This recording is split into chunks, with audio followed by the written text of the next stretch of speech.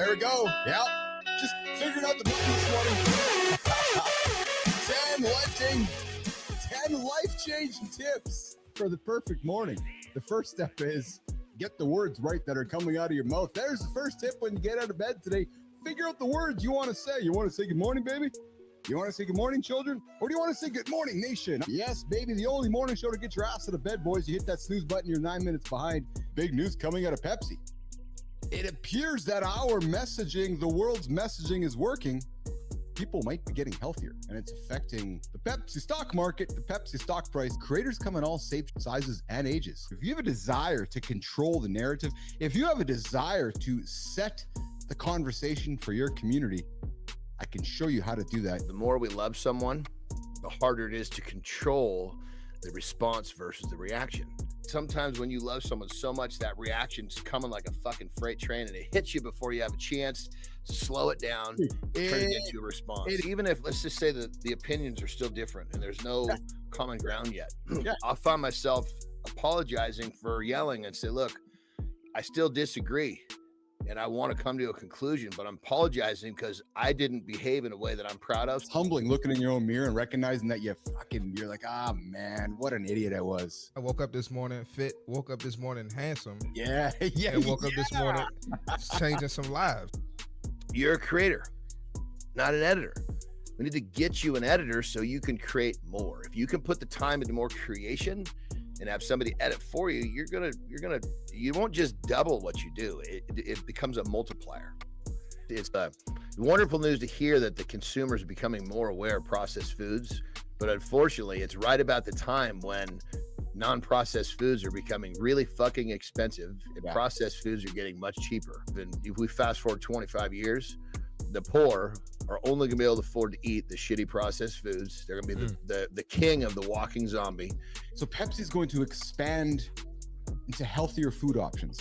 Yes, I said Pepsi and healthier food options in the same sentence. We're going to produce some healthy cigarettes. Don't worry, everyone. RJ Reynolds is going to produce healthy cigarettes next year. Hold tight. If you're a smoker, you're going to be okay. But it's a slightly less bit toxic than the one from last year, and it's healthy. Listen, I learned something about procrastination, and it changed everything for me. Everything. Not laziness. It's not self-preservation. You don't put things off because you don't care. What's standing in front of you is only going to make you stronger. But here's the crazy part. Can you guys even see that I have a beard? It's fucking gray. It's almost, you almost can't fucking see it unless you're in person. Beards aren't just about looks, brother. They're a status symbol, a power move, and sometimes a straight up liability. A beard makes people take you more seriously. A young guy with a beard looks wiser. An old guy with a beard, he looks even more established. A bearded CEO, instant authority. Men overwhelmingly prefer to have beards, but they don't want other men to have them. Why?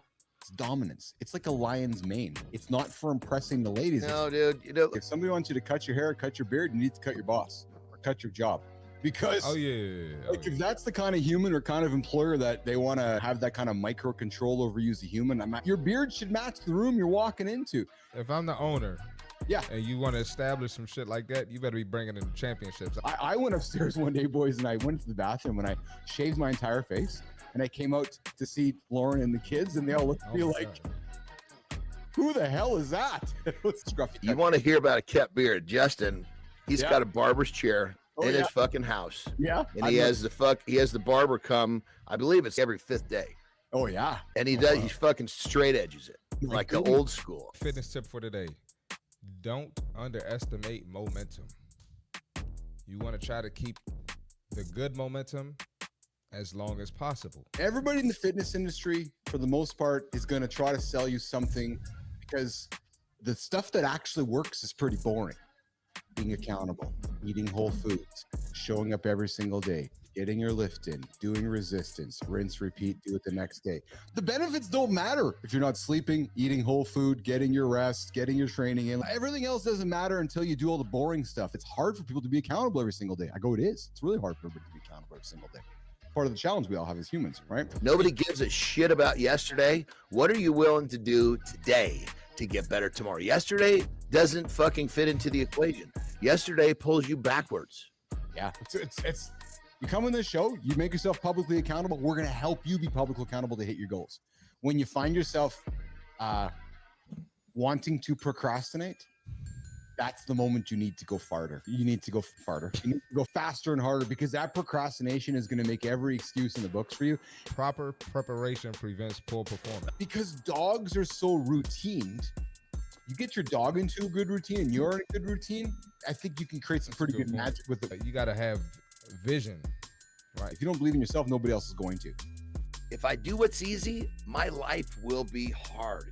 If you do what is easy, your life will be hard. If you do what is hard, your life will be easy. He made a sport, basically, before there was a sport. Anxiety lives in the past and the future. Anything that we can do to keep ourselves mindful and in the present is very helpful. You think they're watching you? No. It's if you think about it, it's like one of the most narcissistic fucking statements that someone can make. Everybody's fucking watching. I'm so worried. Nobody's fucking watching you. You're not that important. Go fucking kick some ass and fucking stop worrying about this shit. Let's challenge that rule. Is it benefiting you anymore? What's it protecting you from? Is it saving you? Do you need it? You just do what you're supposed to do, and you're not distracted with the shit that doesn't fucking matter. The guys that are good, that have made it, they want other people to make it. They're not trying to push down. We talk about shoulders so we can pick up our grandchildren when we get older, boys, so we can do the Mufasa when we get older in life. John is... What other morning show do you hang out with, man, where we talk about going for the cutter, using the bidet, going for a piss, all those types of things? I know where you find it. Mornings in the Lab with Keith and Friends. If you're not talking, you're invisible. And invisible people don't get paid. Whoever starts the conversation in the morning owns the conversation for the whole day. Ask yourself, if you want to be a leader in your community, or you are a leader in your community, where's the best place to start? Start the conversation in the morning and then own it for the rest of the day. It's real easy to have a great idea. It's difficult to fucking wipe your ass, get off the toilet and go do it. Humans today have this once in a lifetime opportunity to create conversations that have positive impact on other people's lives. It's never going to go away, but it's okay. Yes. And that's the thing. We have to understand who we are and what we need to do to manage ourselves to be better every day. Love is supposed to be easy. Find the right person, Johnny, you feel the spark, and boom, happily ever after. But here's the truth. Here's the truth. Love is easy until it isn't. The reality is neither one of those scenarios works. So that's where this person comes in, John Anderson. Jimmy, let's get after it right away here. Today, we think about skills of lifting weights, doing work, but we don't think about skills of managing anxiety, managing arguments, managing relationships. The most important work a man does is on himself. Yes. Going to your job is not the most important work.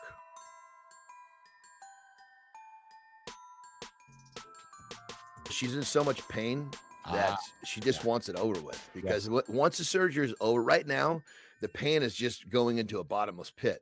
Yes. Once the surgery is over, the pain, we start to collect it, and she gets better with the pain. Collect that pain. That's a good way of putting it.